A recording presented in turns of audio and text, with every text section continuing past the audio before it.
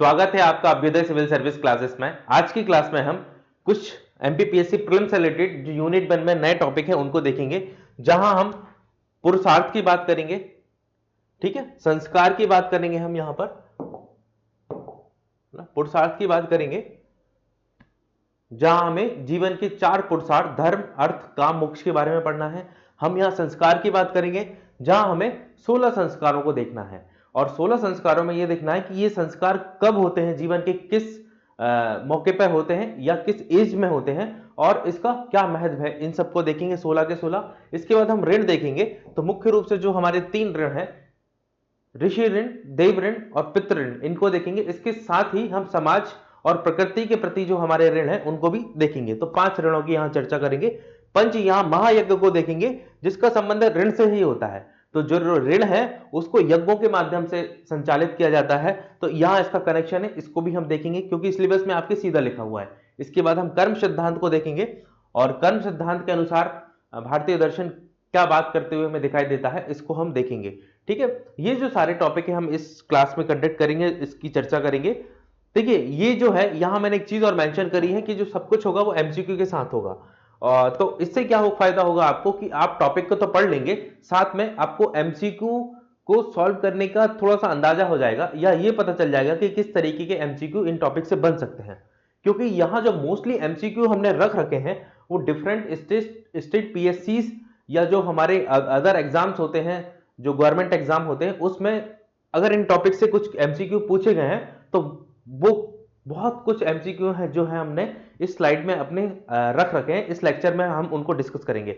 तो आपको क्या होगा कि आपको इस टॉपिक को पढ़ने के साथ आपको एमसीक्यू किस तरीके के बनते हैं एक ये आइडिया भी लगेगा। ठीक है, और एक चीज का और ध्यान रखिए कि जो मैं आपको बता रहा हूं, जो मैं आपको कंडक्ट करा रहा हूं इस लेक्चर के माध्यम से, जो थ्योरी डिलीवर कर रहा हूं, वो प्रीवियस ईयर के क्वेश्चन देखें या अदर स्टेट सर्विस के क्वेश्चन देखें, उसको ध्यान में रखते हुए मोर देन सफिशिएंट है। क्वेश्चन यहीं से आते हैं, इन्हीं चीजों से आते हैं, है ना। क्वेश्चन सामान्य आते हैं, सरल क्वेश्चन आते हैं। तो इस ट्रस्ट के साथ आप मेरे साथ जुड़े रहिए और हम लेक्चर को स्टार्ट करते हैं। और देखिए, हम स्टार्ट करते हैं। पहला जो टॉपिक है हमारा पुरुषार्थ, इसको देखते हैं। ठीक है, हम पुरुषार्थ की चर्चा करते हैं। तो मैंने आपको बताया कि व्यक्ति के जीवन के 4 पुरुषार्थ माने गए हैं ना, धर्म, अर्थ, काम, मोक्ष। तो हम इनकी डिटेल से स्टडी करते हैं। ठीक, पहले इसके अर्थ को देखते हैं कि पुरुषार्थ का अर्थ क्या होता है।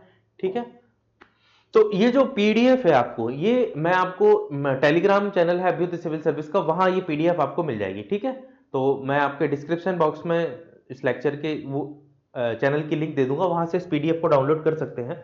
ये ना केवल आपके प्रीलिम्स में, बाकी ये आपके मेंस में भी बहुत मदद करने वाली है, क्योंकि इसको बहुत कॉम्प्रिहेंसिव तरीके से बनाया हुआ है। लेकिन मेरा यहाँ जो डिस्कशन होगा और डिस्कशन का जो फोकस होगा वो प्रीलिम्स के फैक्ट्स पे ज्यादा होगा। ठीक है, तो पहला सवाल मुझे लगता है यहां से बन सकता है और यह बनने की संभावना है, तो वो यह हो सकता है, वो यह हो सकता है कि पुरुषार्थ का अर्थ क्या है। ठीक है, अर्थ क्या है पुरुषार्थ का। तो आप देखें, तो जब हम पुरुषार्थ की बात करते हैं, तो पुरुषार्थ जब आप इसको संधि विच्छेद करेगा, आप इसको अलग अलग करेंगे, तो पुरुष और अर्थ दो चीजें निकल के आती है। तो पुरुष का अर्थ होता है यहाँ पे, पुरुष का मतलब मेल से नहीं है या जेंडर से नहीं है, लिंग से नहीं है, याद रखिए। पुरुष का मतलब होता है मनुष्य से, किससे, व्यक्ति से या मनुष्य से। और अर्थ का मतलब होता है किसी लक्ष्य को प्राप्त करना या कोई काम या कोई प्रयोजन, तो वो क्या होता है, अर्थ।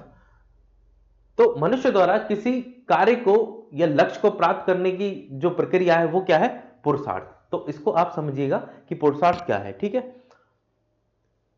पुरुषार्थ के 4 प्रकार हैं और ये इन्हें जीवन के 4 स्तंभ माना गया है। तो पुरुषार्थ के 4 प्रकार हैं और इन्हें जीवन के 4 स्तंभों के रूप में देखा गया है। तो 4 प्रकार कौन कौन से हैं, अब उसको देखते हैं हम लोग। तो पहला है धर्म। तो पहला क्या है, धर्म।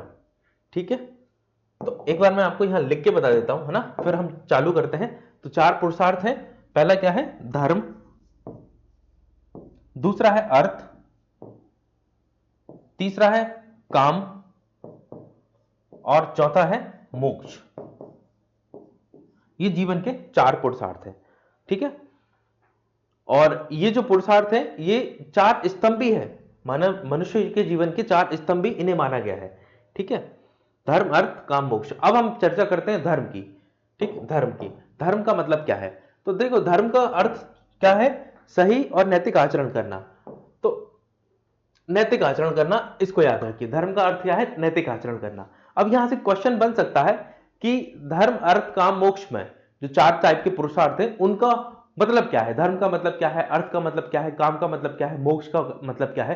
पहले तो आपको इस चीज को समझना होगा, वहां से क्वेश्चन बन सकता है। तो धर्म का अर्थ क्या है? नैतिक आचरण करना, ठीक है। यहां धर्म आंतरिक और बाहरी जीवन में संतुलन बनाए रखने के लिए मार्गदर्शन करता है, ठीक है। धर्म का मतलब केवल कर्म कांडों तक सीमित नहीं है। देखिए, इस चीज को याद रखिए, धर्म का अर्थ केवल कर्म कांडों तक सीमित नहीं है। यहां यज्ञ और हवन की बात नहीं होती, बल्कि यहां जो है सामाजिक, पारिवारिक और व्यक्तिगत जिम्मेदारी, कि समाज के रूप में व्यक्ति की क्या जिम्मेदारी होगी, परिवार के रूप में व्यक्ति की क्या जिम्मेदारी होगी, और व्यक्तिगत रूप में व्यक्ति की क्या जिम्मेदारी होगी। तो यहां जो धर्म है वो तीनों चीजों की हमें बात करते हुए दिखाई देता है, ठीक है। धर्म का पालन समाज के नियमों और परंपराओं और व्यक्ति के कर्तव्यों के अनुसार किया जाता है, जिससे समाज और व्यक्ति दोनों का कल्याण होता है। तो क्या कहा जा सकता है कि अगर कोई व्यक्ति धर्म के नियमों का पालन करता है तो वो स्वयं के कल्याण के साथ समाज का कल्याण भी करता हुआ हमें दिखाई देता है। तो ये होती है हमारी धर्म की बात। फिर अर्थ के संबंध में क्या है? तो अर्थ का बेसिक सा मतलब आप जानते हैं, संपत्ति, धन, संसाधनों से होता है, ठीक है। तो अर्थ का मतलब क्या है? धन या संसाधन या भौतिक समृद्धि, है ना, इसका मतलब है। तो जीवन में आर्थिक सुरक्षा और स्थिरता के लिए बहुत आवश्यक होता है ना, ताकि अपने व्यक्ति अपने और अपने परिवार की देखभाल कर सके, आर्थिक भरण पोषण कर सके, इसलिए अर्थ आवश्यक अंग होता है, ठीक है। अर्थ जीवन का एक महत्वपूर्ण भूमिका निभाता है, लेकिन धर्म के अनुसार अर्जित और उपयोग किया जाना चाहिए इस अर्थ को, ताकि वह नैतिक रूप से सही हो।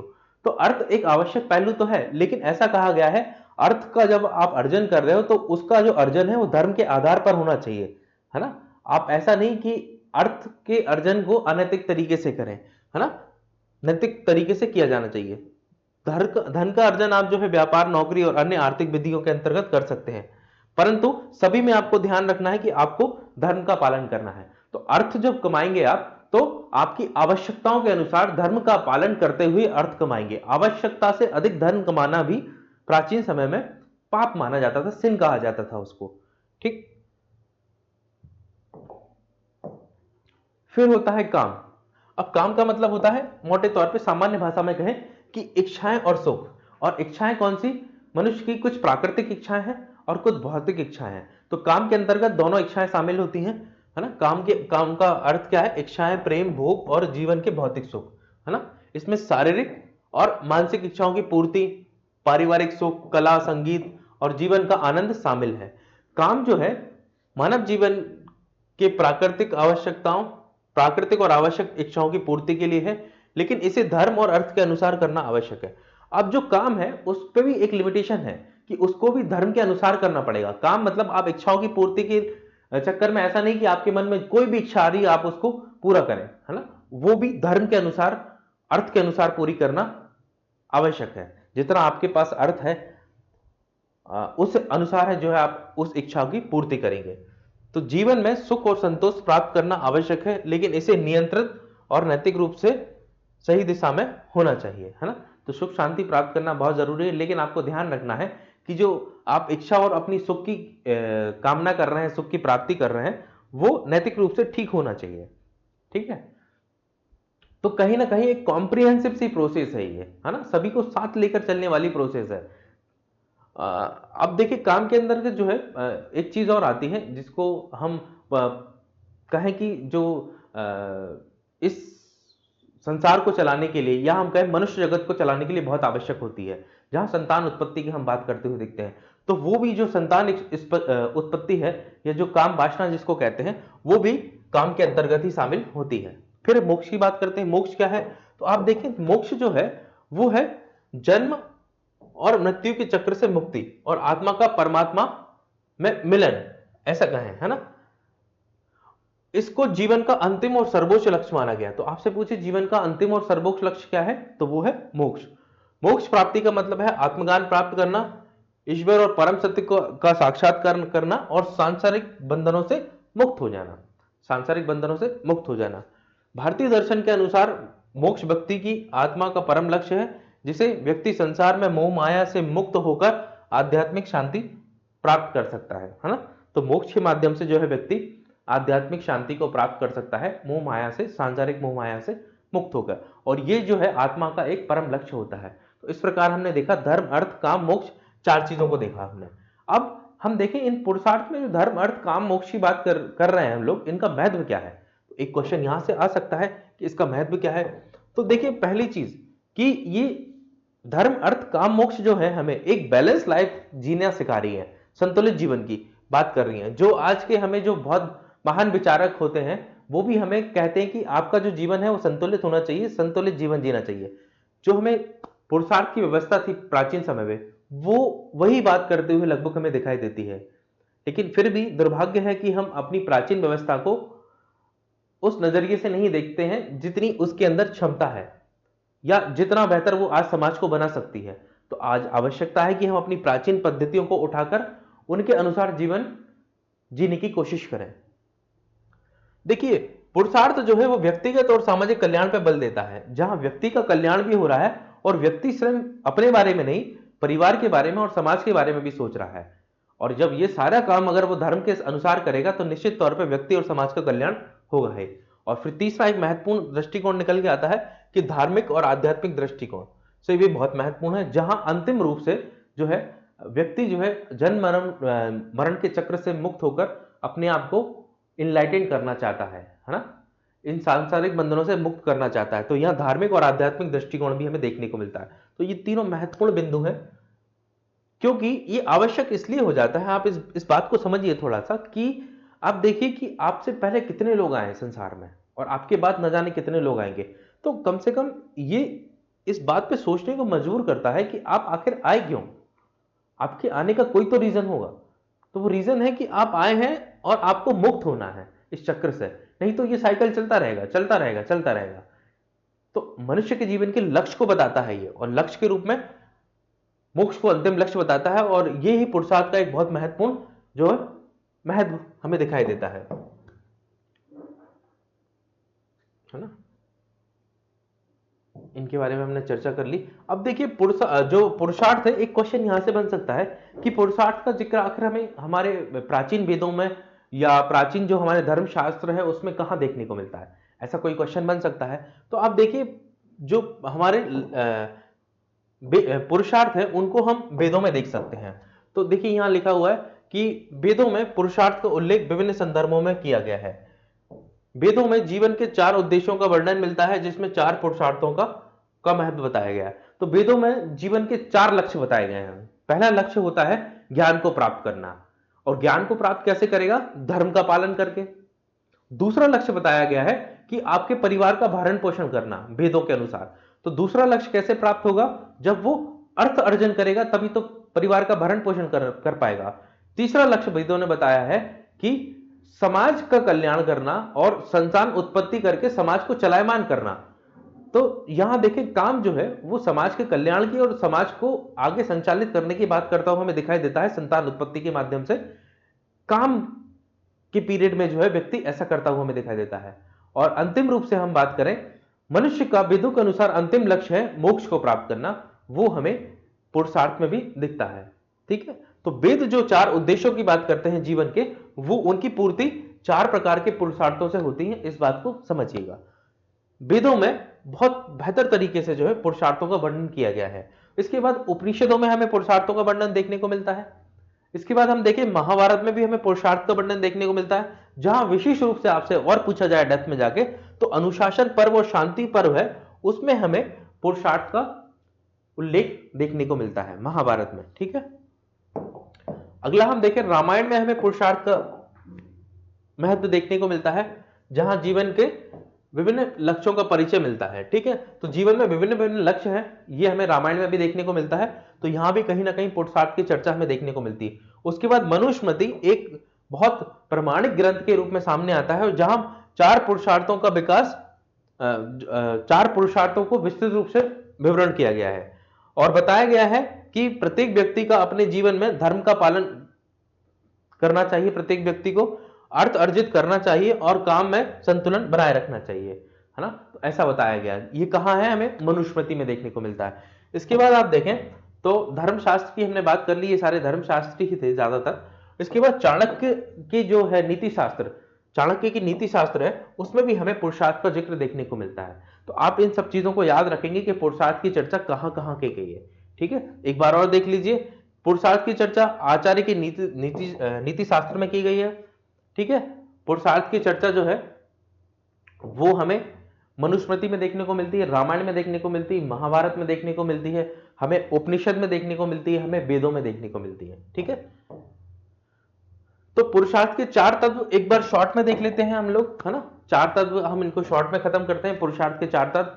तो पुरुषार्थ के जो चार तत्व हैं, धर्म अर्थ काम मोक्ष, इनका शॉर्ट में यहां मीनिंग बता दिया गया है क्या है, इसको याद रखिए। पुरुषार्थ, धर्म का मतलब है नैतिकता और सामाजिक उत्तरदायित्व का पालन करना, नैतिकता और सामाजिक उत्तरदायित्व।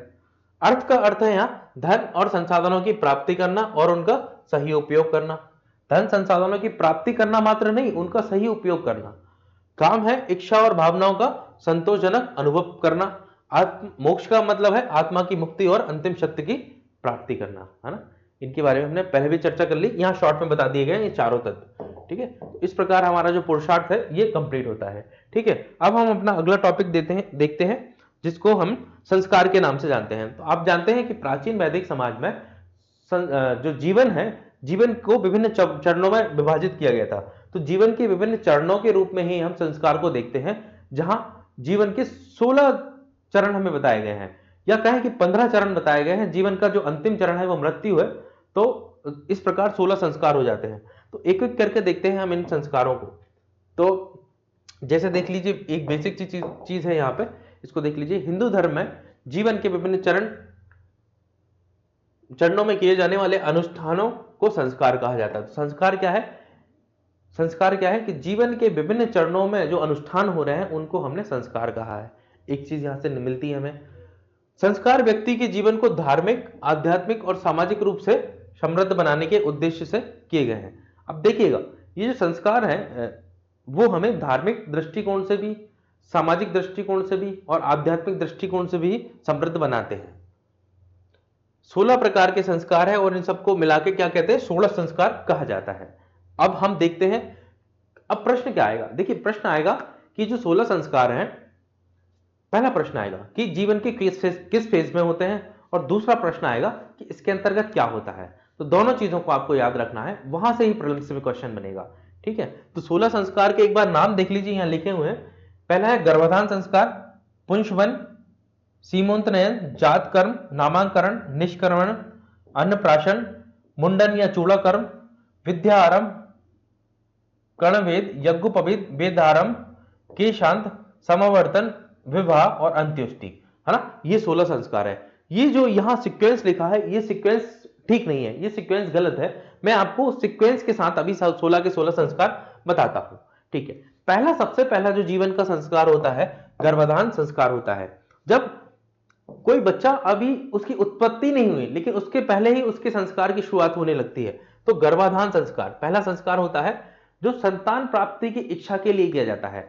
जब संतान प्राप्ति का, जब दंपत्ति है, वैवाहिक दंपत्ति है, उसकी इच्छा होती है कि अब संतान को प्राप्त किया जाए, हमें संतान की आवश्यकता है, तब वह गर्भाधान संस्कार करती है। ठीक है, दूसरा होता है पुंसवन संस्कार। पुंसवन संस्कार कब होता है, तो पुंसवन संस्कार सामान्यतः देखें तो तीसरे महीने में होता है, जब गर्भधारण हो जाता है। तो जब स्त्री गर्भ को धारण कर लेती है, उसके तीसरे महीने में जो है पुंसवन संस्कार होता है। और ये जो पुंसवन संस्कार है, वो शिशु के अच्छे स्वास्थ्य की, जो बच्चा पैदा हो रहा है वो स्वस्थ बच्चा पैदा हो, और उसके लिंग की निर्धारण से जुड़ा होता है। तो माता पिता की जो भी इच्छा होती है कि उनको पुत्र चाहिए या पुत्री चाहिए, वॉटएवर, तो उसके निर्धारण से पुंसवन संस्कार जुड़ा होता है। देखिए, आप यहां इस तरीके से मत सोचिएगा आज के जमाने के हिसाब से कि लोग तो पुत्र प्राप्ति की इच्छा करेंगे। उस समय लोग पुत्र प्राप्ति की इच्छा इतनी प्रबल नहीं थी समाज में, जो बाद में ज्यादा प्रबल हो गई। क्यों? इसका कारण है कि पुत्र को पिता के मोक्ष के कारक के रूप में स्थापित कर दिया गया उस समय। इस समय नहीं हुआ, इसके बाद जब लेटर वैदिक पीरियड में देखेंगे तो पुत्र जो है पिता के मोक्ष का कारक हो गया। तो पिता के मोक्ष का कारक हो गया पुत्र, तो अब आवश्यकता है कि इस घर में पुत्र होना ही चाहिए। इसलिए परिवारों की अंतिम संतान आज भी हम देखें तो पुत्र होती है। जब तक पुत्र नहीं होता तब तक वो ज्यादातर केसेस में बच्चे पैदा करते रहते हैं। ठीक है, तो मैं आपको बता रहा था लिंग के निर्धारण में, अब यहां यह होता था कि समाज में संतुलन बनाने के लिए पुंसवन संस्कार था, जहां बच्चे का अच्छे स्वास्थ्य की कामना के साथ अगर किसी के पास पुत्री है तो वो पुत्री की इच्छा करता था, और पुत्र है तो वो पुत्री की इच्छा करता था, ताकि एक संतुलन बना रहे। तो तीसरे महीने में होता था पुंसवन संस्कार, इसको आप याद रखिए। सीमंत नयन संस्कार क्या है? सीमंत नयन संस्कार है जो गर्भवती महिला के मानसिक और शारीरिक स्वास्थ्य के लिए होता था, और ये चौथे या छठे महीने में होता था। कौन से? चौथे या छठे महीने में होता था। ठीक है, क्या है? सीमंत नयन संस्कार, जिसको आप आम भाषा में आप देखते हैं तो इसको हम जानते हैं, इसको सीमंत नयन संस्कार को हम बोलते हैं, जो गोद भराई संस्कार जिसको हम बोलते हैं ना, कि गोद भराई हो रही है, गोद भराई हो रही है, तो वही होता था। तो उसमें क्या होता है? नाच गाना होता है, तो जो स्त्री है उसकी मानसिक और शारीरिक स्वास्थ्य के लिए ठीक होता है ये संस्कार। ठीक है, तो ये कब होता है? चौथे या छठवें महीने में। इसके बाद कौन सा होता है? जात कर्म संस्कार होता है। तो जात कर्म, जैसे ही संतान उत्पन्न होती है, संतान की उत्पत्ति के तुरंत बाद ये संस्कार किया जाता है। संतान उत्पत्ति के तुरंत बाद ये संस्कार किया जाता है, और इसमें शिशु का स्वागत किया जाता है, शिशु को वेलकम किया जाता है। ये इसको कहते हैं हम जात कर्म। इसके बाद क्या होता है? अब शिशु पैदा हो गया, शिशु का वेलकम हो गया, अब शिशु के पैदा होने के बाद उसका नाम रखा जाता है। तो जन्म के 10वें और 12वें दिन के आसपास जो है, जन्म के 10वें और 12वें दिन जो है नामकरण संस्कार होता है, जहां शिशु को एक नाम दिया जाता है। इसके बाद निष्क्रमण संस्कार होता है, जो जन्म के चौथे महीने होता है, जहां शिशु को घर से बाहर पहली बार ले जाया जाता है। तो पहली बार घर से बाहर निकाला जाता है शिशु को निष्क्रमण संस्कार में, और ये कब होता है? जन्म के चौथे महीने में। तो निष्क्रमण मतलब क्या होता है? घूमना। तो घर से बाहर पहली बार बच्चा जाता है। इसके बाद होता है अन्नप्राशन संस्कार। अन्नप्राशन संस्कार के अंतर्गत बच्चे को पहली बार जो है, आप जिसको मतलब कि बहुत सारे पकवान बनाकर उसको चढ़वाते हैं, है ना, तो अन्नप्राशन संस्कार होता है, जो शिशु को पहली बार अन्न खिलाने का संस्कार है। और ये कब होता है? ये जीवन के बच्चे की जन्म के जो है 6वें महीने में किया जाता है। कब? 6th मंथ में किया जाता है। ठीक, इसके बाद होता है चूड़ाकर्म या मुंडन संस्कार। तो जहां पहली बार जो है बच्चे को के बालों को पूरी तरीके से साफ किया जाता है। इस ये जो संस्कार है वो या तो पहले साल होता है जन्म के, या तीसरे साल होता है। तो यहां बाल कटाई जाती है बच्चे की, और यहां जो है पहले या तीसरे वर्ष में किया जाता है। कब? पहले या तीसरे वर्ष में। इसको कहते हैं मुंडन या चूड़ाकर्म संस्कार। इसके बाद देखिए कर्ण भेदन संस्कार होता है। कर्ण भेदन संस्कार जो है वो कान छेदने का संस्कार है। कान छेदने का संस्कार होता है, जो शारीरिक और मानसिक स्वास्थ्य के लिए शुभ माना जाता है। तो आपसे कोई पूछे कि शारीरिक और मानसिक स्वास्थ्य के लिए कौन सा संस्कार माना जाता है, तो आपका आंसर होगा कर्णभेदन संस्कार। ठीक है, कर्णभेदन संस्कार ये कब होता है? इसकी एज डिसाइड नहीं है, ये मोस्टली 3 साल के बाद ही होता था। ठीक है, उसके बाद होता है विद्यारंभ संस्कार। तो विद्यारंभ संस्कार में आप देखें तो बच्चा जो है पहली बार शिक्षा ग्रहण करना सीखता है और अक्षर बनाना सीखता है। तो यहां शिक्षा की शुरुआत होती है और बच्चा जो है अक्षर लिखना सीखता है। इसको कहते हैं विद्यारंभ संस्कार। लेकिन अभी विद्यालय नहीं गया, वो बाहर नहीं गया पढ़ने के लिए, वो घर में ही ये चीजें कर रहा है। उसके बाद होता है उपनयन संस्कार, जहां बच्चा जो है जनेऊ या यज्ञोपवीत संस्कार भी कहते हैं इसको, जनेऊ को धारण करता है ना। और यहाँ ब्राह्मण, क्षत्रिय और शूद्र तीनों जो लोग हैं वो 3 तरीके के जनेऊ को धारण करते हैं, और उनकी विद्या का आरंभ होता है। जब ब्राह्मण 8 वर्ष में, क्षत्रिय 10 वर्ष में, और जो वैश्य है वो 12 वर्ष में अपना यज्ञोपवीत संस्कार करता है, जनेऊ संस्कार करता है, जहां से वो विद्यार्थी जीवन की असल शुरुआत करता हुआ दिखाई देता है हमें।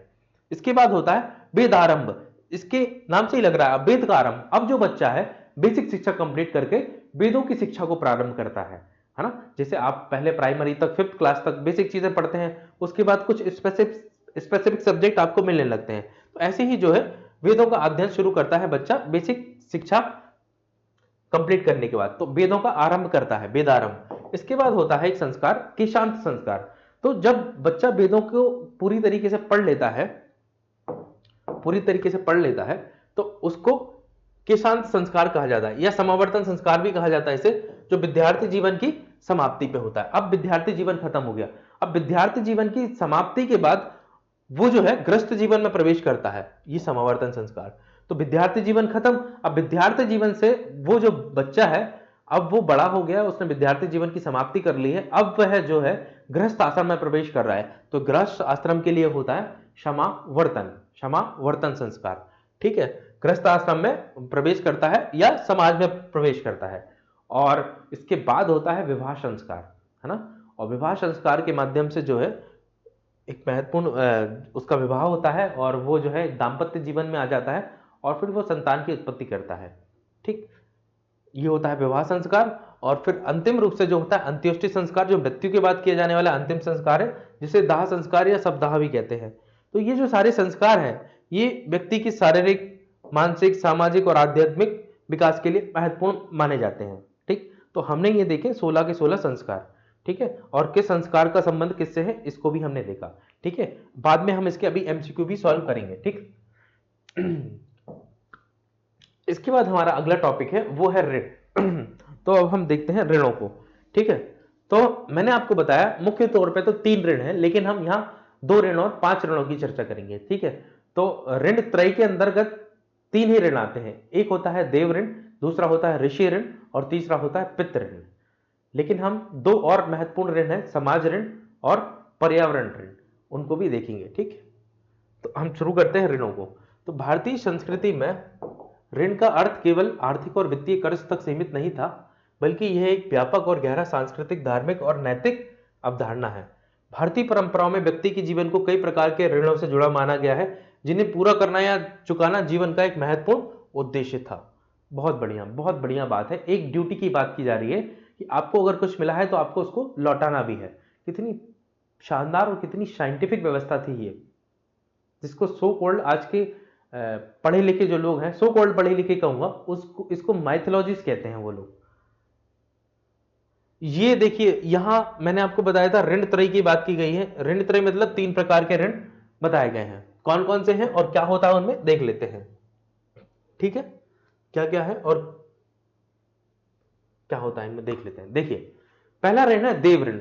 देव ऋण क्यों किया जाता है? देव ऋण देवताओं की स्तुति के लिए किया जाता है और या कहें देवताओं के प्रति आदर के लिए किया जाता है। जो जीवन की विभिन्न आवश्यकता जैसे हवा, पानी, भोजन और अन्य प्राकृतिक संसाधन जो हमें कौन दे रहे हैं? तो कोई अदृश्य शक्ति देती है और हम मान लेते हैं कि कोई देवता या भगवान है, तो हम उनके धन्यवाद के लिए ग्रेटिट्यूड की भावना से ये जो है देव ऋण करते हैं। ठीक है, देवताओं के लिए करते हैं।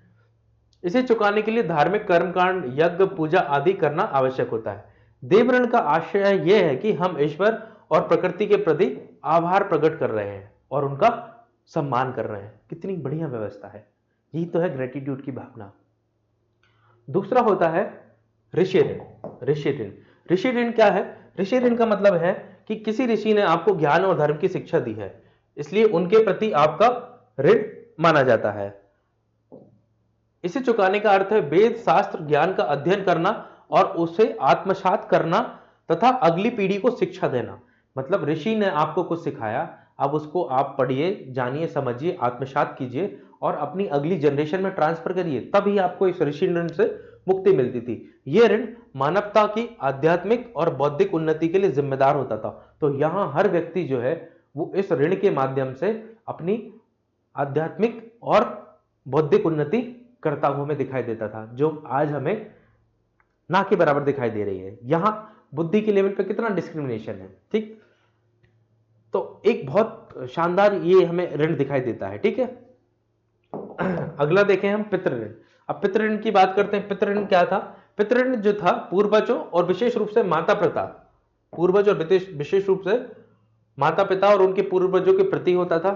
उन्हें सम्मान और सेवा देना, उनकी इच्छाओं का पालन करना, अपनी संतानों का लालन पालन कर वंश परंपरा को आगे बढ़ाना इसका मुख्य उद्देश्य था। पितृ ऋण का मुख्य उद्देश्य क्या था? कि अपने पूर्वजों के प्रति सम्मान करना, अपने माता पिता के प्रति सम्मान करना, पुत्र प्राप्ति या पुत्री जो भी है संतान प्राप्ति करके जो है वंश परंपरा को आगे बढ़ाना इसका मुख्य उद्देश्य था। श्राद्ध और तर्पण जैसे अनुष्ठान जो होते हैं उनको करके भी इस ऋण को चुकाने का प्रयास किया जाता था, जो कि आज तक हो रहा है। ये चीज हमने देखी है। तो एक प्रकार का ये ऋण था। और ये देखिए ये जो है समाज की कंटिन्यूटी को बनाए रखता है। ये ऋण देख रहे हैं आप कितना साइंटिफिक ऋण है। तो जो ऋषियों ने पहले जो व्यवस्था स्थापित की थी, जो ऋण बताए गए थे वो इसलिए बताए गए थे कि समाज जो है सुचारू रूप से संचालित हो सके। ये जो सारे ऋण हैं, अगर इन ऋणों का पालन अगर समाज में व्यक्ति करता है तो निश्चित तौर पर वहां की सामाजिक व्यवस्था सबसे शानदार और उत्कृष्ट होने वाली है, और वहां का हर व्यक्ति जो है बौद्धिक और आध्यात्मिक रूप से शानदार और मजबूत होगा, क्योंकि वो ऋषि ऋण का पालन करेगा। वो प्रकृति के प्रति आदर की भावना प्रकट करेगा क्योंकि वो देव ऋण का पालन करेगा। वो समाज को आगे चलायमान रखेगा क्योंकि वो पितृ ऋण का पालन करेगा। और आगे देखिए दो ऋण और बताता हूं मैं आपको। इसके अलावा समाज का ऋण, वो समाज एक शानदार समाज का निर्माण करेगा। क्यों? क्योंकि वो समाज में रहकर समाज के प्रति उसके उत्तरदायित्व को निभाएगा। इसके बाद प्रकृति ऋण की बात करें, पर्यावरण प्रकृति का संरक्षण करना और उसे संतुलित करना, ये क्या है? प्रकृति ऋण है। तो समाज ऋण और प्रकृति ऋण, ये भी दो ऋण हमें दिखाई देते हैं। तो अगर ये सब ऋणों का कोई व्यक्ति पालन करता है, हमें दिखाई देता है, तो निश्चित तौर पे हम एक शानदार और बेहतर समाज को देख सकते हैं। ठीक है ना? तो ये दो ऋण और याद रखेंगे आप, वो तीन ऋण के अलावा समाज ऋण और प्रकृति ऋण। समाज ऋण में क्या है? व्यक्ति समाज में रहकर व्यक्ति को समाज के प्रति उत्तरदायित्व निभाना होता है। प्रकृति ऋण की बात करें तो पर्यावरण और प्रकृति का संरक्षण करना है और उसे संतुलित बनाए रखना है। ठीक, तो ये हमने 5 ऋणों की चर्चा की। ठीक है। ऋण के महत्व को देखें तो महत्व तो देखिए अपने आप में आपको समझ में आ ही रहा होगा क्या महत्व है। बेसिकली ये मेंस का क्वेश्चन है, यहाँ प्रीलिम्स में नहीं बनता है क्वेश्चन, लेकिन एक बार देख लेते हैं हम जल्दी से। तो भारतीय दर्शन में ऋणों का बहुत महत्वपूर्ण स्थान है, क्योंकि इन्हें पूरा करना व्यक्ति के धर्म और कर्तव्यों में से एक माना जाता है। धर्म और कर्तव्य दोनों ही चीजें हैं व्यक्ति के। ये विचार व्यक्ति को केवल स्वयं के लिए नहीं बल्कि समाज, प्रकृति और पूर्वजों के प्रति कर्तव्यों का बोध कराता है। बहुत ही शानदार बात है ना? ये समाज का सामूहिक उत्थान और विकास हो सके, ऐसा इससे सुनिश्चित होता है। मैं आपसे यही तो कहता था कि समाज का जो है सामूहिक उत्थान करना है, समाज का विकास करना है, तो आपको इन ऋणों का पालन करना चाहिए। अगर कोई समाज इन ऋणों का पालन करेगा तो वो शानदार समाज होगा। इस बात को मैं फिर से रिपीट कर रहा हूं, वो शानदार समाज होगा, है ना? तो इस प्रकार हम देखें कि भारतीय संस्कृति में ऋण का अर्थ एक नैतिक धार्मिक जिम्मेदारी है, जिसे निभाकर व्यक्ति समाज और दुनिया के प्रति अपनी भूमिका का निर्वहन करता है। कितनी शानदार लाइन है ना? तो इसको भी आप एक बार पढ़ लीजिएगा। ठीक, इसके बाद हम देखें पंचमहायज्ञ। ठीक है, अब यहां हम 5 यज्ञों की बात करेंगे। पंचमहायज्ञ, देखो पहला यज्ञ, अब इसकी थोड़ा इंट्रोडक्शन देख लेते हैं हम लोग। 5 महायज्ञ कौन कौन से हैं? पंच महायज्ञ हिंदू धर्म में 5 दैनिक कर्तव्यों और अनुष्ठानों का समूह है। तो पंच महायज्ञ क्या है? ये जो है दैनिक कर्तव्यों और अनुष्ठानों का एक समूह है। पंच महायज्ञ बेसिक इंफॉर्मेशन है, सबसे पहले आपको याद रखनी है। पंच महायज्ञ क्या है? 5 दैनिक कर्तव्यों और अनुष्ठानों का समूह है जिन्हें हर गृहस्थ व्यक्ति के लिए आवश्यक माना गया है। किसके लिए? पंच महायज्ञ जो है हर गृहस्थ व्यक्ति के लिए आवश्यक है। और ये है क्या? ये दैनिक कर्तव्य अनुष्ठान है। ठीक है, ये यज्ञ सामाजिक, धार्मिक, आध्यात्मिक कर्तव्यों के रूप में माने जाते हैं। यज्ञ इस प्रकार है। ठीक है, 5 यज्ञ देख लेते हैं। यहां देखिए, यहां आपको दिख रहा होगा एक ऋषि यज्ञ हो रहा है, देव यज्ञ है, ये पितृयज्ञ है, ये भूत यज्ञ है और ये मनुष्य यज्ञ है। यही मैं आपको अगर बताने की कोशिश करूं, इस पिक्चर में आप देख पा रहे हो, अगर मैं इसको थोड़ा जूम करता हूं तो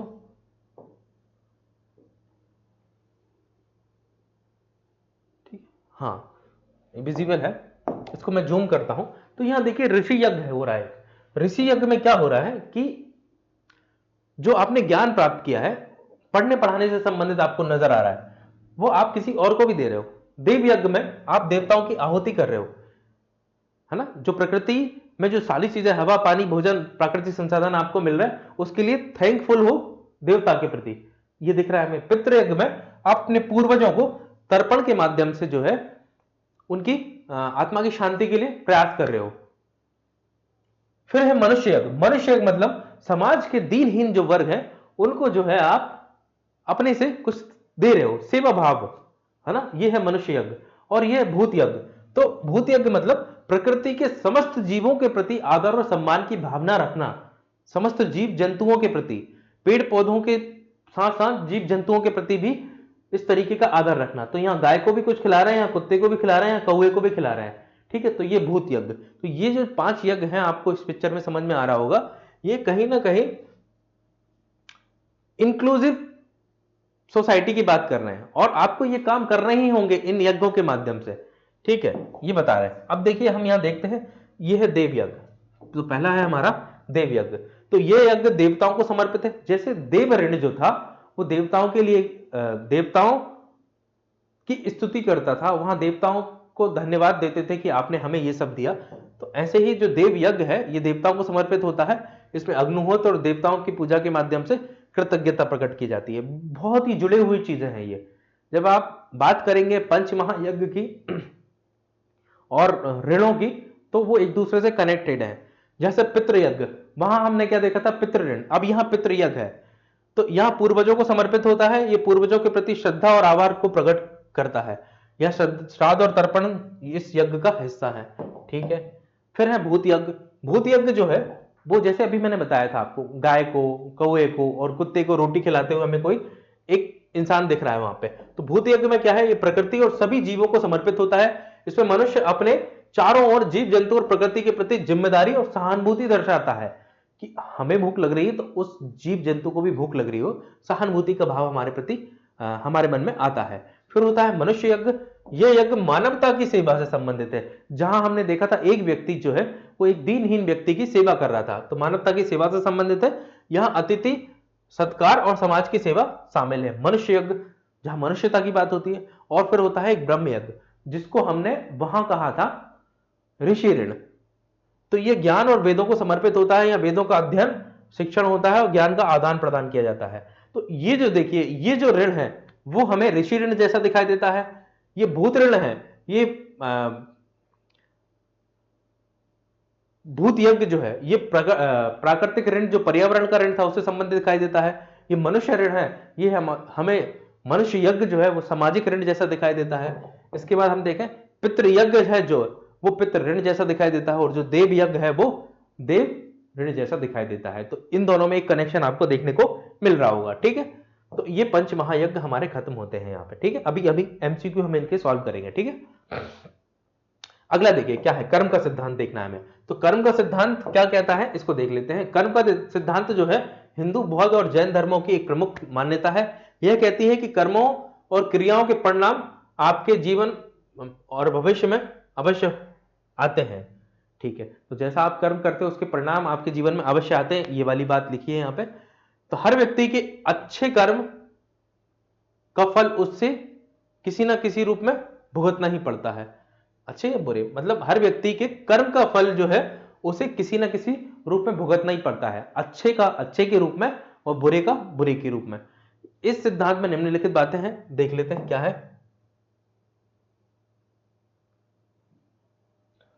कर्म का फल, कर्म और फल का संबंध।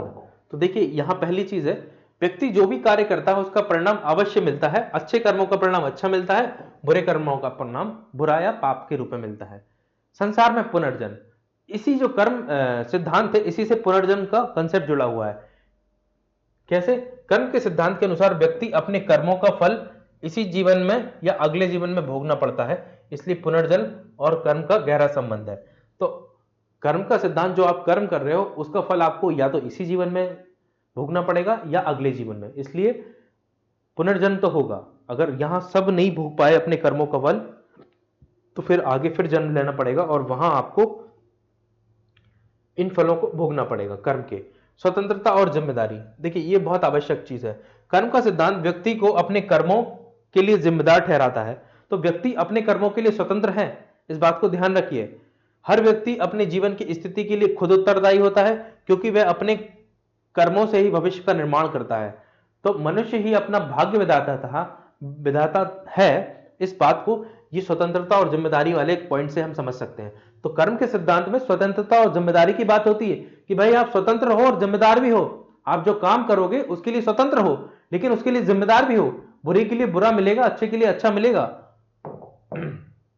3 प्रकार के कर्म की यहां हमें बात देखने को मिलती है। एक होता है संचित कर्म, दूसरा है प्रारब्ध और तीसरा होता है क्रियामान कर्म, है ना। तो संचित कर्म क्या होते हैं? वह कर्म जो पिछले जन्मों में किए गए थे जिनका फल अभी तक नहीं मिला है। यह है संचित, संचित मतलब इकट्ठा किए गए हैं। प्रारब्ध कर्म वह है जो वर्तमान जीवन में जिसका फल मिलता है, प्रारब्ध कर्म, ठीक। और फिर क्रियामण कर्म कौन से होते हैं? वह कर्म है जो वर्तमान में किए जा रहे हैं जिनका फल जो है भविष्य में मिलेगा। तो कुछ कर्म जो है हम अभी कर रहे हैं जिनका फल भविष्य में मिलेगा, ये बन जाते हैं हमारे संचित कर्म। और संचित कर्मों में से जिन कर्मों का जो हमें फल मिलता है वो बन जाते हैं प्रारब्ध कर्म। एक तरीके से ये चक्र चलता रहता है। और जब हम कहें कि मोक्ष को प्राप्त कर लेते हैं, है ना, इनलाइटेंड हो जाते हैं, जहां हम कर्मों के बंधनों से छूट जाते हैं, तो ये जो कर्म का और पुनर्जन्म का चक्र है ये समाप्त हो जाता है मोक्ष की अवस्था में, ठीक है। ये है हमारे कर्म का सिद्धांत। अब देखिए यहां एक बहुत इंपॉर्टेंट चीज आती है कि कर्म का सिद्धांत न्याय और संतुलन को स्थापित करता है समाज में। कर्म का सिद्धांत न्याय और संतुलन को स्थापित करता है समाज में। ये बात ठीक है? बिल्कुल ठीक है। क्यों? देखिए कर्म का सिद्धांत ये बताता है कि संसार में हर व्यक्ति के साथ न्याय होता है। बिल्कुल सही है ना, हर व्यक्ति के साथ न्याय होता है। भले ही कुछ लोग बुरे कर्म करके तुरंत सफल हो जाएं, लेकिन अंततः उन्हें बुरे कर्मों का फल भुगतना ही पड़ता है। बिल्कुल ठीक है। यह कर्म का सिद्धांत यह सिखाता है कि व्यक्ति को हमेशा अच्छे कर्म करने चाहिए, क्योंकि उसके जीवन और आत्मा को शुद्ध करते हैं अच्छे कर्म और मोक्ष की ओर ले जाते हैं, ठीक।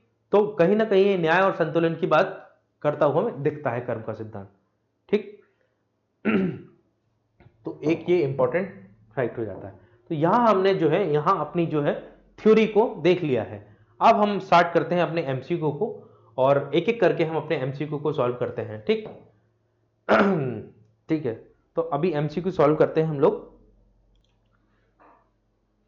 तो हम कंटिन्यू करते हैं यहां से हमारे क्वेश्चन को, ठीक है। तो पहला क्वेश्चन है हमारा कि पुरुषार्थ का क्या अर्थ है। देखिए क्वेश्चन जब भी सॉल्व करें तो क्वेश्चन को बहुत ध्यान से पढ़िए, ठीक है। आपको अगर आंसर समझ में नहीं आता तो उनके जो ऑप्शन है उन पर जाइए और वहां से कम गलत क्वेश्चन ऑप्शन को हटाने की कोशिश कीजिए। तो अब ये पूछ रहा है पुरुषार्थ का क्या अर्थ है, पुरुषार्थ का। तो हमने आपको बताया था कि वेदों के अनुसार जो है मानव जीवन के 4 उद्देश्य बताए गए हैं, और 4 उद्देश्यों की पूर्ति 4 पुरुषार्थ के माध्यम से होती है। तो पुरुषार्थ के अर्थ के रूप में देखें तो मनुष्य जीवन के उद्देश्यों के संबंध में जो है हमें पुरुषार्थ का अर्थ दिखाई देता है। देखिए जब हम कर्म की बात करते हैं तो पुरुषार्थ का अर्थ कर्म से संबंधित नहीं है, मनुष्य की आदतों से संबंधित तो बिल्कुल भी नहीं है, मनुष्य के स्वभाव से संबंधित भी नहीं है। तो इन दो ऑप्शन को तो आप वैसे ही एलिमिनेट कर देते। अगर फंसते तो मनुष्य का उद्देश्य और कर्म में फंसते, लेकिन मनुष्य का जो उद्देश्य है वो अपने आप में एक ब्रॉड पॉइंट हमें नजर आ रहा है, इसलिए हम जाएंगे ऑप्शन ए की तरफ। मनुष्य का उद्देश्य है पुरुषार्थ का, ठीक। पुरुषार्थ में कितने प्रकार माने गए हैं? तो बहुत ही आसान क्वेश्चन है, बच्चों वाला क्वेश्चन है कि पुरुषार्थ के 4 प्रकार हैं, धर्म, अर्थ, काम, मोक्ष। निम्नलिखित में से किस पुरुषार्थ का संबंध नैतिकता और सामाजिक उत्तरदायित्व से है? तो नैतिकता और सामाजिक उत्तरदायित्व की बात कौन सा हमें दिखाई देता है? तो वैसे तो सारे ही जो है वो नैतिकता से संबंधित हैं, लेकिन यहां सोशल रिस्पॉन्सिबिलिटी की भी बात की गई है, सामाजिक उत्तरदायित्व की बात भी की गई है ना। तो हम देखें मुख्य रूप से कि व्यक्ति को जो है धर्म के समय जो है नैतिकता का पालन करना पड़ता है विशेष रूप से, और उसके आने वाले जीवन में जब वो गृहस्थ जीवन में जाएगा, है ना, वो वानप्रस्थ जीवन में जाएगा, जिस भी जीवन में जाएगा, तो वो किस तरीके के नैतिक आचरण उसको करना होगा, ये सारी चीजें जो है, और किस तरीके की उसकी सामाजिक जिम्मेदारियां होगी, ये सब वो है धर्म या कहे ब्रह्मचर्य के दौरान सीखता है। तो धर्म जो है, धर्म नामक जो पुरुषार्थ है उसके अंदर वो एक बहुत कॉम्प्रिहेंसिव पुरुषार्थ है, और उसके अंदर नैतिकता और सामाजिक उत्तरदायित्व समाहित होते हैं। अगला है जीवन में धन और समृद्धि से किस पुरुषार्थ का संबंध है ना। सिंपल सा, धन और समृद्धि के लिए किस पुरुषार्थ का पालन किया जाता है? धन और समृद्धि से जुड़ा हुआ पुरुषार्थ है अर्थ, ठीक है। अर्थ धन और समृद्धि से जुड़ा हुआ है। आसान क्वेश्चन है। देखिए क्वेश्चन प्रीवियस ईयर में आए हुए हैं, मैंने एज इट इज रखे हैं आपके सामने। काम पुरुषार्थ का संबंध किससे है? काम का संबंध किससे है? तो काम देखिए, काम मानसिक संतुलन की बात करता है क्या? काम मानसिक संतुलन की बात करता है? काम नहीं। धन और समृद्धि की तो अर्थ बात करता है, धार्मिकता की बात भी नहीं करता। धार्मिकता की बात तो कौन करता है? धर्म, धर्म वाला पुरुषार्थ। तो बचा क्या? इच्छा और सुख की पूर्ति काम के द्वारा की जाती है। तो काम पुरुषार्थ का संबंध है इच्छाओं से और सुख से। इनमें से कौन सा असत्य है हमें बताना है। देखिए, तो इसमें देखें आप कि कौन सा कथन असत्य है। ठीक है, इसको ध्यान से पढ़िएगा कि आपसे सत्य पूछ रहा है या असत्य पूछ रहा है, क्योंकि ये बहुत सिली मिस्टेक कर देते हैं यहाँ बच्चे। ठीक है, अर्थ का पालन धर्म के अनुसार किया जाना चाहिए। अर्थ का पालन धर्म के अनुसार किया जाना चाहिए, बिल्कुल ठीक है। मोक्ष का अर्थ सांसारिक सुख को प्राप्त करना है। सांसारिक सुख को प्राप्त करना मोक्ष है? रुक जाइए, देखते हैं। काम का उद्देश्य इच्छाओं और सुख की पूर्ति करना, अभी हमने देखा था पिछले क्वेश्चन में, बिल्कुल ठीक है। धर्म अर्थ काम मोक्ष जीवन के 4 पुरुषार्थ माने गए हैं, बिल्कुल ठीक है। तो गलत क्या हो गया? मोक्ष सांसारिक बंधनों से मुक्ति का मार्ग है, ना कि सांसारिक सुख को प्राप्त करता है। तो गलत हो गया ये, और हमसे पूछा ही था गलत कथन, तो आंसर हो जाएगा हमारा बी। अगला क्वेश्चन देखिए, मोक्ष का क्या अर्थ है? धन की प्राप्ति करना? बिल्कुल नहीं। आत्मा की मुक्ति? देखते हैं। सामाजिक प्रतिष्ठा? बिल्कुल भी नहीं। ज्ञान का अर्जन करना? बिल्कुल भी नहीं। तो मोक्ष का अर्थ है आत्मा की मुक्ति, आत्मा को जन्म मरण के चक्र से मुक्त कराना, और यह मानव जीवन का अंतिम लक्ष्य है मोक्ष। भारतीय दर्शन में जीवन के अंतिम लक्ष्य के रूप में किसे माना गया है? अभी हमने बताया था कि मोक्ष को जो है मनुष्य का अंतिम लक्ष्य माना गया है। तो आंसर होगा इसका क्या होगा? डी। आसान प्रश्न है। ठीक, देखिए जो मैंने आपको इंफॉर्मेशन दी उसी इंफॉर्मेशन से क्वेश्चन आएंगे। क्वेश्चन घुमा फिरा के लैंग्वेज बदल के आएंगे, लेकिन आप बहुत आसानी से उनको डील कर लेंगे अगर जो मैंने आपको इंफॉर्मेशन दी है उसको आप 2-4 बार पढ़ लेते हैं और अपने दिमाग में सेट कर लेते हैं। तो ठीक, वेदों में पुरुषार्थ का वर्णन किस रूप में मिलता है? तो वेदों में हम देखें पुरुषार्थ का वर्णन धार्मिक अनुष्ठान के रूप में मिलता है? नहीं। नैतिक पाठ भी नहीं है, सांस्कृतिक रीति रिवाज भी नहीं है। तो जीवन के 4 प्रमुख उद्देश्यों के रूप में जो है हमें वेदों का वर्णन दिखाई देता है। ये यूपीपीएससी में आया हुआ क्वेश्चन है। तो वेदों में पुरुषार्थ का जो वर्णन है वो जीवन के 4 प्रमुख उद्देश्यों के रूप में दिखाई देता है, जहां मैंने आपको बताया था कि धर्म अर्थ काम मोक्ष, और जीवन के 4 उद्देश्य क्या है? ज्ञान की प्राप्ति करना, गृहस्थ जीवन में आना और संतान की उत्पत्ति करके संसार को आगे बढ़ाना। वानप्रस्थ, उसका उद्देश्य क्या है कि समाज से कुछ लिया है तो समाज को कंट्रीब्यूट भी करना, और मोक्ष वो क्या है? संन्यास जीवन का आधार है। ठीक है, तो 4 उद्देश्य हैं और 4 उद्देश्यों के लिए जो है पुरुषार्थ आवश्यक है। महाभारत में किस पर्व में पुरुषार्थ का विस्तार से वर्णन मिलता है? तो मैंने आपसे बोला था कि महाभारत के अनुशासन पर्व और शांति पर्व में जो है हमें पुरुषार्थ का बहुत विस्तार में वर्णन देखने को मिलता है। कहां? अनुशासन पर्व और शांति पर्व में। ठीक है, अगला क्वेश्चन देखिए, इसमें फिर से आपको गलत कथन को चुनना है, असत्य कथन को चुनना है। तो पहला है इसको फिर से ध्यान रखिएगा ना, गलत चुनना है। वेदों में पुरुषार्थ का महत्व बताया गया है। वेदों में पुरुषार्थ बिल्कुल बताया गया है। उपनिषदों में केवल धर्म और मोक्ष का वर्णन है। उपनिषदों में केवल धर्म और मोक्ष का वर्णन है। रुक जाइए, महाभारत में 4 पुरुषार्थों का वर्णन देखने को मिलता है। बिल्कुल सही बात है। महाभारत में शांति पर्व में और जो दूसरा पर्व था अनुशासन पर्व, उसमें हमें 4 पुरुषार्थ देखने को मिलते हैं। रामायण में धर्म और काम का उदाहरण दिया गया है। तो रामायण में भी धर्म और काम का उदाहरण हमें देखने को मिलता है। तो उपनिषद जो है केवल धर्म और मोक्ष पे बात नहीं करते। उपनिषद एक बहुत बृहद संकल्पना है जो हमें कई और मुद्दों पर भी बात करती हुई दिखाई देती है। तो आंसर इसका हो जाएगा बी, क्योंकि हमें गलत कथन चुनना था और गलत है बी। अर्थ का पालन किसके अनुसार करना आवश्यक है? अर्थ का पालन जो है धर्म के अनुसार करना चाहिए। अर्थ का अर्जन कैसे करना चाहिए? धर्म के अनुसार अर्थ का अर्जन किया जाना चाहिए। तो अर्थ का पालन धर्म के अनुसार होना चाहिए।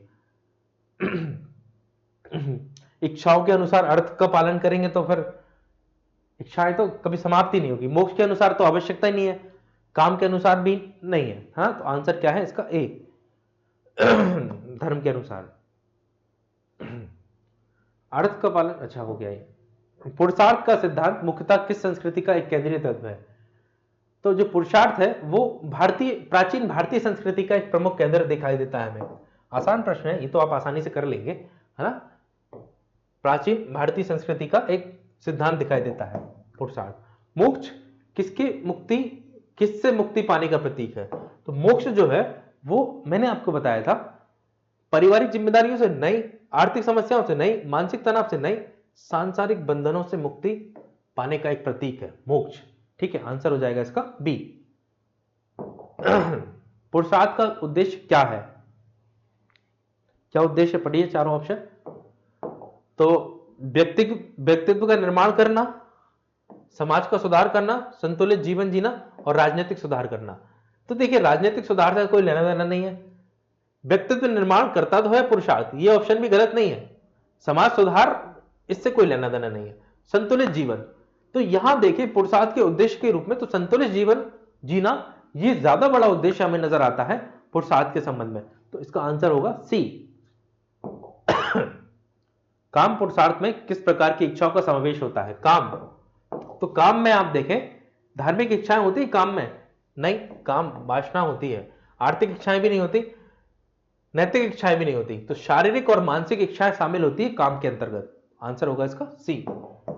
अगला क्वेश्चन देखिए, मनुस्मृति में पुरुषार्थ को किस प्रकार वर्णित किया गया? मनुस्मृति में पुरुषार्थ को धार्मिक कार्य के रूप में? नहीं।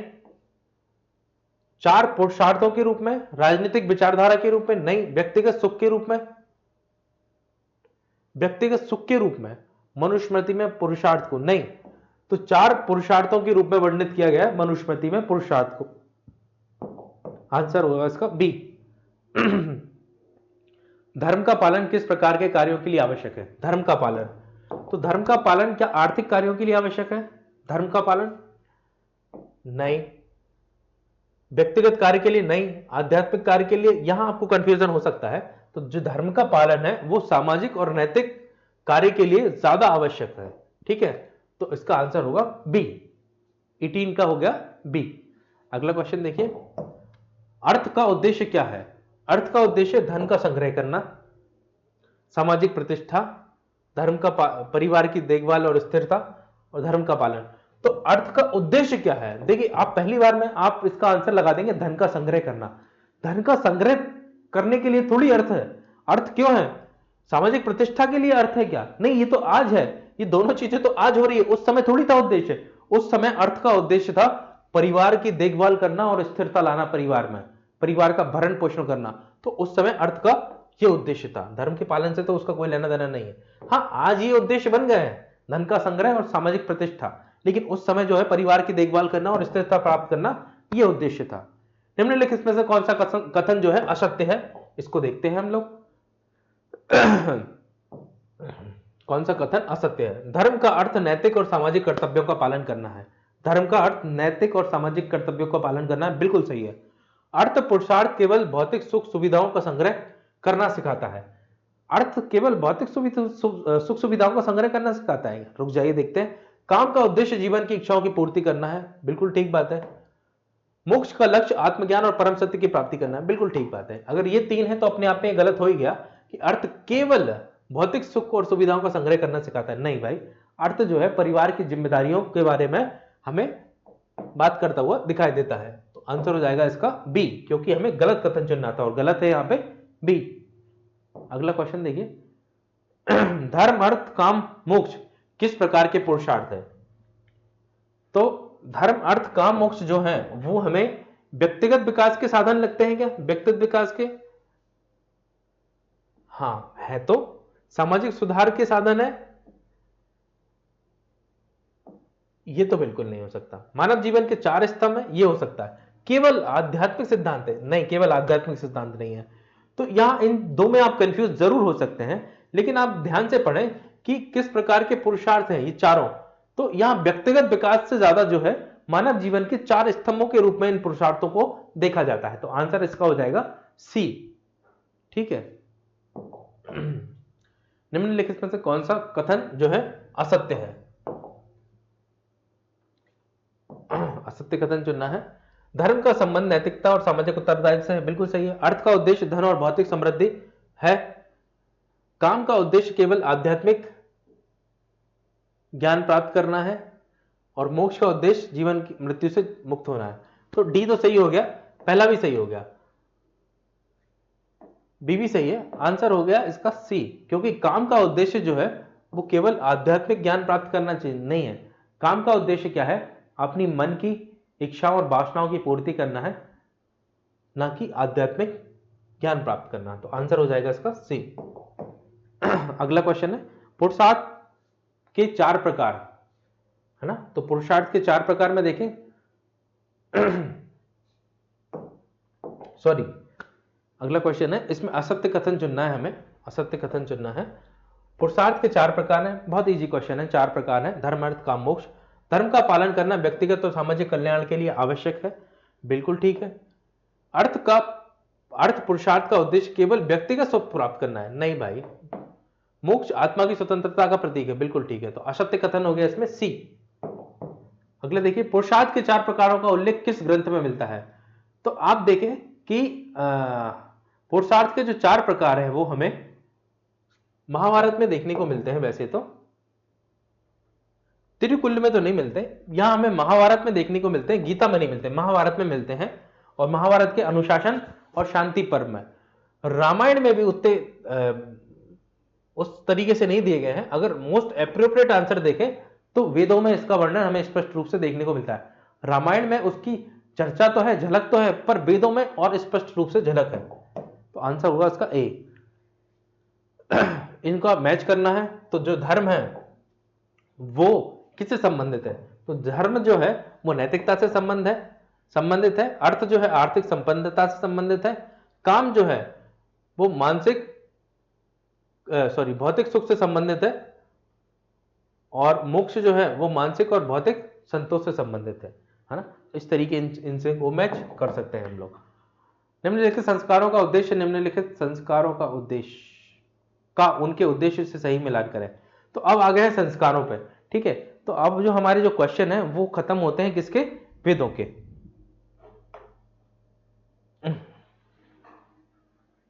तो अब हम देखते हैं संस्कारों के क्वेश्चन को, ठीक है। संस्कार, ठीक। तो पहला क्वेश्चन है संस्कारों का सही मिलान करना है। तो यहां है गर्भाधान।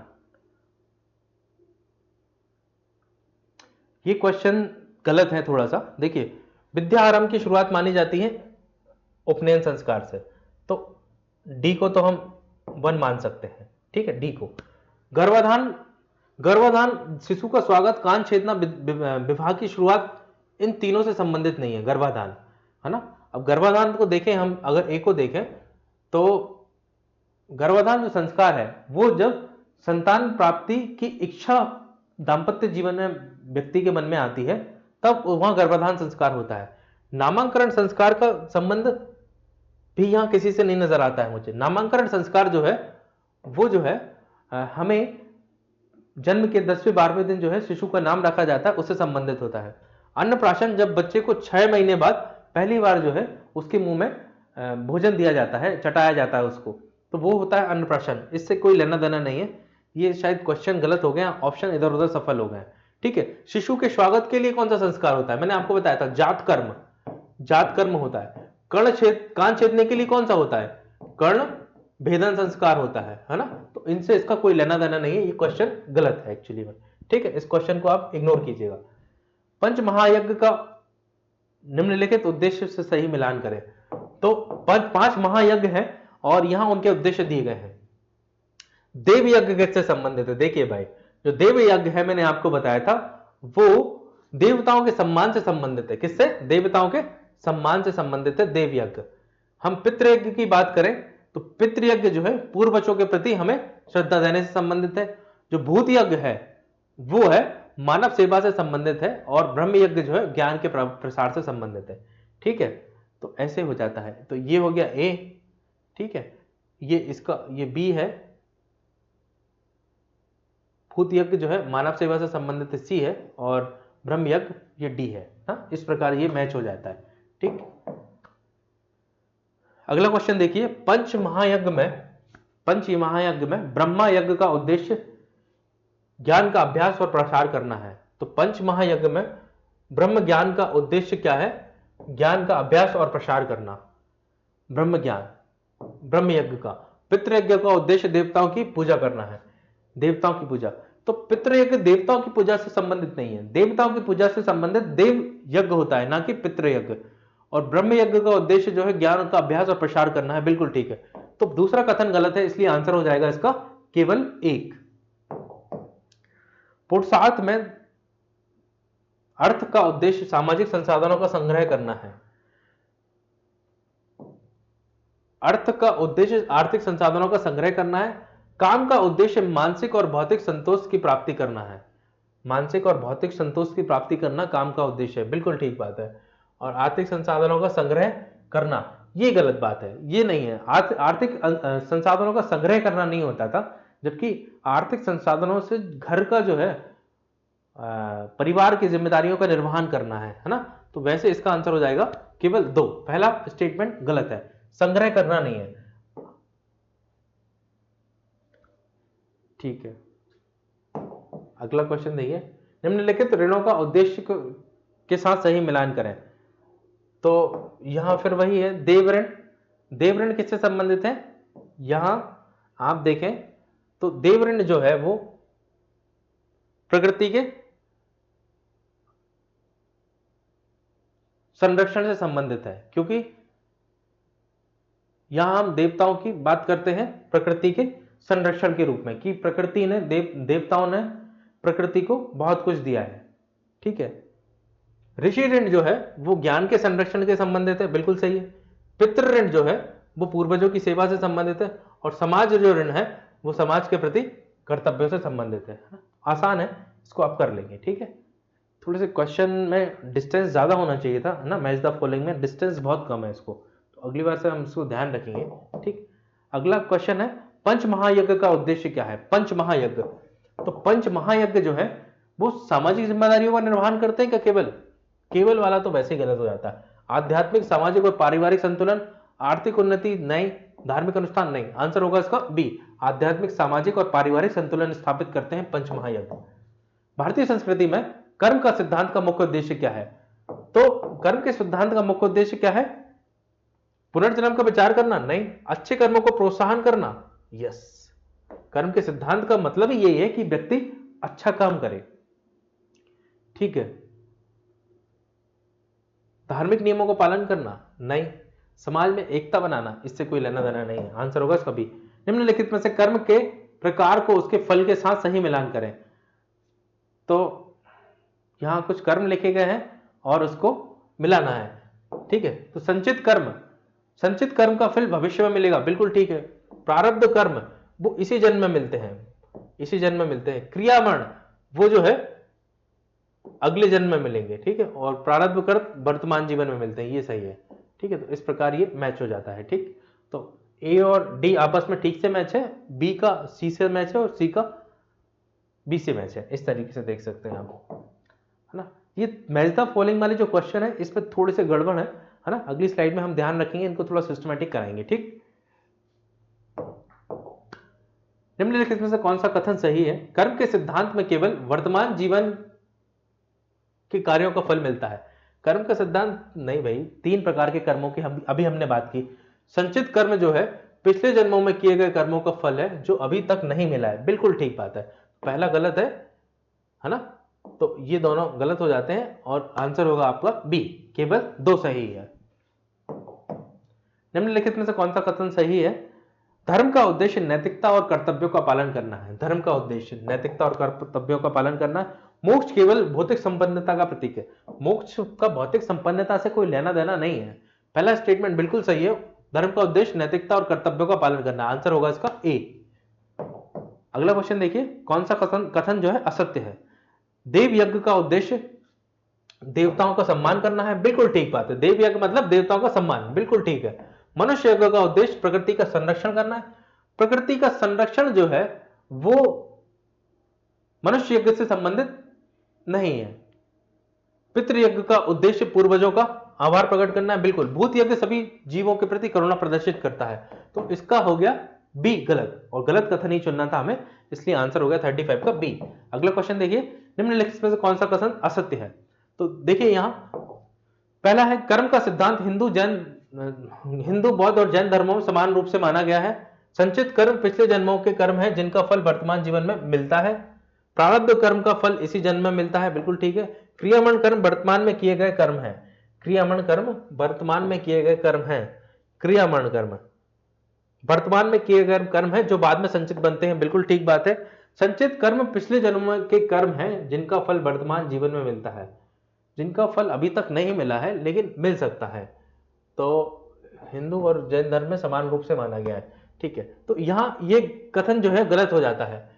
तो पुनर्जन्म का कर्म का सिद्धांत माना तो गया है लेकिन समान रूप से नहीं माना गया है। जैनों ने उसको अलग तरीके से माना है और बौद्धों ने अलग तरीके से माना है और हिंदू धर्म में अलग तरीके से माना गया है। तो इसका आंसर हो जाता है ए इसमें गलत है। अगला क्वेश्चन देखिए, देव ऋण का उद्देश्य प्राकृतिक संसाधनों की सुरक्षा करना है। तो देव ऋण प्राकृतिक संसाधनों की सुरक्षा करने से संबंधित है क्या? पितृ ऋण का उद्देश्य पूर्वजों के प्रति आदर और सेवा प्रदर्शित करना है, बिल्कुल ठीक है। पितृ ऋण मतलब पूर्वजों के प्रति। देव ऋण जो है वो देवताओं के प्रति जो है श्रद्धा के भाव से किया जाता है ना। तो आंसर हो जाएगा इसका बी, देव ऋण वाला गलत है। इसमें कौन सा कथन असत्य है? धर्म का अर्थ नैतिकता है। धर्म का अर्थ जो है वो नैतिकता है। अर्थ पुरुषार्थ का उद्देश्य केवल भौतिक सुख है। अर्थ पुरुषार्थ का उद्देश्य केवल भौतिक सुख है, ठीक है। देखते हैं, बिल्कुल गलत है ये। काम जो जीवन में आनंद से संबंधित है, बिल्कुल ठीक है। मोक्ष आत्मा की शांति का प्रतीक है, बिल्कुल, है ना। तो आंसर हो गया इसका बी जो है गलत है। कथन और कारण, असेशन और रीजनिंग वाला क्वेश्चन है यहाँ पे। धर्म पुरुषार्थ व्यक्ति को नैतिकता का पालन करने की प्रेरणा देते हैं। धर्म व्यक्ति को नैतिकता की पालन करने की प्रेरणा देते हैं, बिल्कुल ठीक बात है, बिल्कुल सही है। धर्म व्यक्ति को केवल आर्थिक उन्नति की ओर प्रेरित करता है। धर्म व्यक्ति को केवल आर्थिक उन्नति की, धर्म का आर्थिक उन्नति से कोई लेना देना ही नहीं है भाई, ये तो गलत हो गया। तो ये गलत हो गया, तो दोनों सही है, ये भी गलत, दोनों सही है, ये भी गलत, है ना।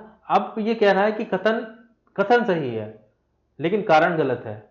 ये कह रहा है कथन गलत है लेकिन कारण सही है, तो कारण तो गलत है, तो ये भी गलत हो गया। तो आंसर क्या बचा?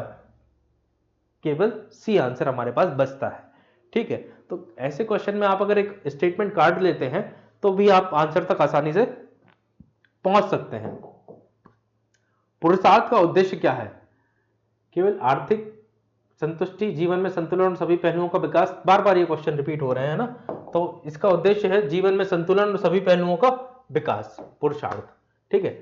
इतने आज जो हमने टॉपिक पढ़े हैं उसमें सबसे इंपॉर्टेंट पुरुषार्थ ही है, उससे ही लगातार क्वेश्चन आए हैं बाकी टॉपिक की तुलना में। 16 संस्कार किस रूप में जाना जाता है? 16 संस्कार क्या है? 16 संस्कार जो है 16 संस्कार है ना। बिल्कुल बच्चों वाला क्वेश्चन है लेकिन ये एग्जाम में ये क्वेश्चन भी आए हुए हैं, है ना। 16 संस्कार मतलब 16 संस्कार।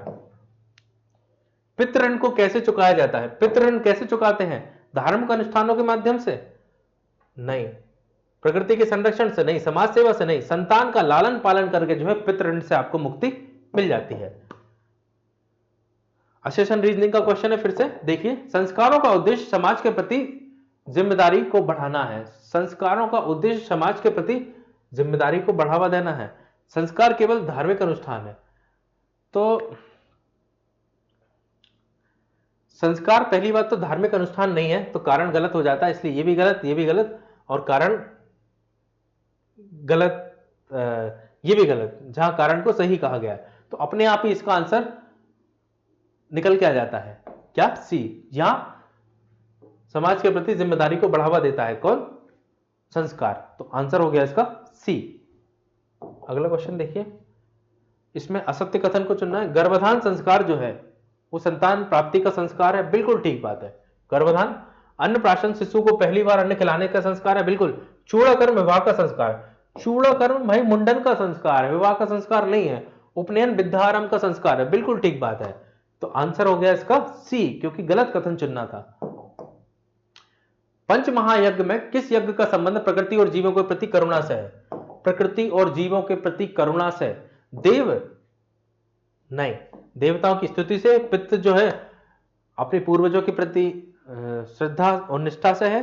मनुष्य यज्ञ जो है और भूत यज्ञ, तो प्रकृति और जीवों की करुणा से संबंधित जो है हमें भूत यज्ञ दिखाई देता है। मनुष्य यज्ञ जो है वो मानवता से संबंधित हमें दिखाई देता है। तो आंसर हो जाएगा इसका भूत यज्ञ। अगला क्वेश्चन देखिए, निम्न में से किस ऋण का उद्देश्य ज्ञान और धर्म का प्रसार करना है?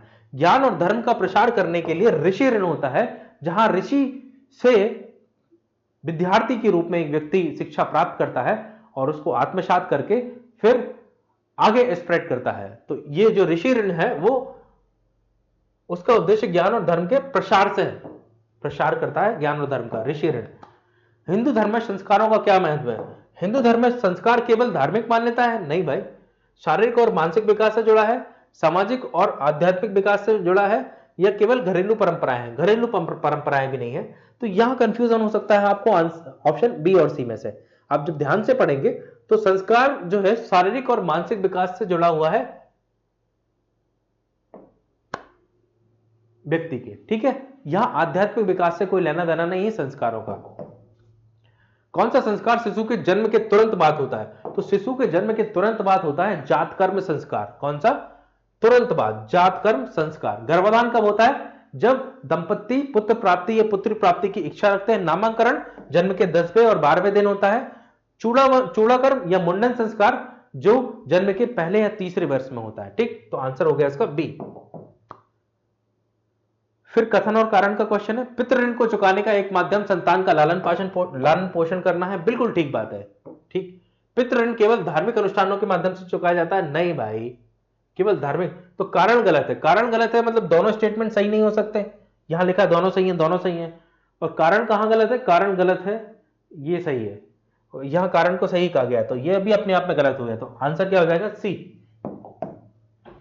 उपनयन संस्कार का उद्देश्य क्या है? उपनयन संस्कार का उद्देश्य है विद्या की शुरुआत करना। उपनयन मतलब यज्ञोपवीत, जहां मैंने आपको बताया था ब्राह्मण की शिक्षा 8 वर्ष में, क्षत्रिय की 10 वर्ष में और वैश्य की जो है 12 वर्ष में शुरुआत होती थी, ठीक है।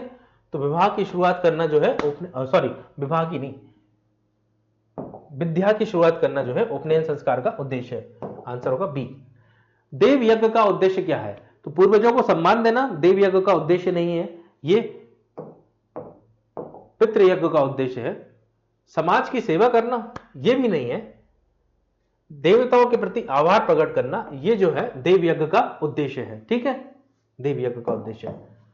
कर्म के सिद्धांत में क्रिया कर्म किसका प्रतीक है? तो क्रियामण जो कर्म है वो पिछले जन्म में किए गए कर्मों के प्रतीक है। वर्तमान में किए जा रहे कर्मों के इसी जन्म में मिलने वाले फल नहीं, भविष्य में मिलने वाले फल। तो जो क्रियामण कर्म है वो भविष्य में मिलने वाले फल है ना, जो कर्म है जिनका फल जो है भविष्य में मिलेगा। मोक्ष का उद्देश्य, अगला क्वेश्चन, मोक्ष का उद्देश्य आत्मा की परम शांति प्राप्त करना है। हाँ बिल्कुल सही है, मोक्ष का उद्देश्य यही है, ठीक। मोक्ष का उद्देश्य केवल भौतिक सुख, मोक्ष का उद्देश्य भौतिक सुख प्राप्त करना कब से हो गया? आंसर हो जाएगा इसका सी। कथन सही है लेकिन कारण गलत है। प्रारब्ध कर्म का फल इसी जन्म में मिलता है। प्रारब्ध जो कर्म है उसका फल इसी जन्म में मिलता है, ये ठीक बात है।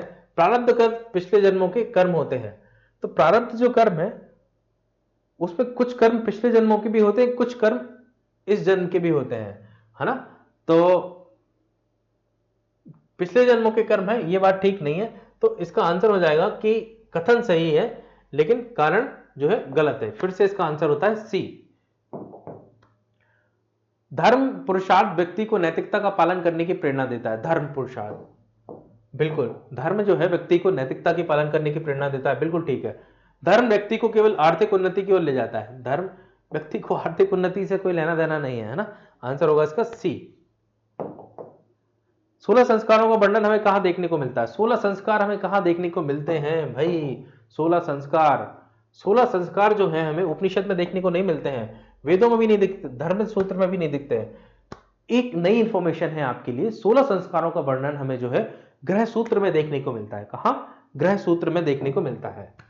संस्कार का अर्थ क्या है? संस्कार का अर्थ है शारीरिक शिक्षा, सामाजिक परंपरा, नैतिक शिक्षा या धार्मिक अनुष्ठान। शारीरिक शिक्षा से कोई लेना देना नहीं है, नैतिक शिक्षा से भी कोई लेना देना नहीं है, धार्मिक अनुष्ठान भी नहीं है। ये जो है सामाजिक परंपराएं हैं, ठीक है। संस्कार, विवाह संस्कार के अंतर्गत कौन सी परंपरा शामिल है? विवाह संस्कार के अंतर्गत आप देखें तो धारण पूजना, तिलक, आचार, दक्षिणा ये सब शामिल नहीं है। विवाह संस्कार के अंतर्गत जो है सप्तपदी जो है ये परंपरा शामिल है। एक और ये नई इंफॉर्मेशन है, 2 क्वेश्चन में आपको नई इंफॉर्मेशन मिली, बाकी जो हमने इंफॉर्मेशन डिस्कस की थी उसी से क्वेश्चन है ना। तो विवाह संस्कार के अंतर्गत कौन सी परंपरा शामिल है? सप्तपदी। किस संस्कार का उद्देश्य आत्मा का मोक्ष है? तो आत्मा का मोक्ष किस संस्कार का उद्देश्य है? अंतिम संस्कार में ही जो है आत्मा मोक्ष का उद्देश्य मानी जाती है। ठीक है, तो आंसर होगा इसका सी। किस संस्कार का आयोजन व्यक्ति की शिक्षा के आरंभ में किया जाता है? व्यक्ति की शिक्षा के आरंभ में, तो व्यक्ति की शिक्षा के आरंभ में जो है वो शिक्षा के आरंभ में किया जाता है, तो शिक्षा के आरंभ में किया जाता है यज्ञोपवीत या उपनयन संस्कार। ठीक, आंसर होगा इसका ए। निष्काम कर्म का सिद्धांत कौन से उपनिषद में वर्णन है? निष्काम कर्म, तो निष्काम कर्म का सिद्धांत जो है हमें वो ईश उपनिषद में वर्णित देखने को मिलता है। ईश, तो उपनिषद वाले चैप्टर में हमने इसको कवर किया है, लेकिन ये यहां कर्म के सिद्धांत से भी संबंधित था, इसलिए यहां क्वेश्चन को मैंने रखा हुआ है। तो ये ईश उपनिषद में लिखा हुआ है क्या? निष्काम कर्म का सिद्धांत।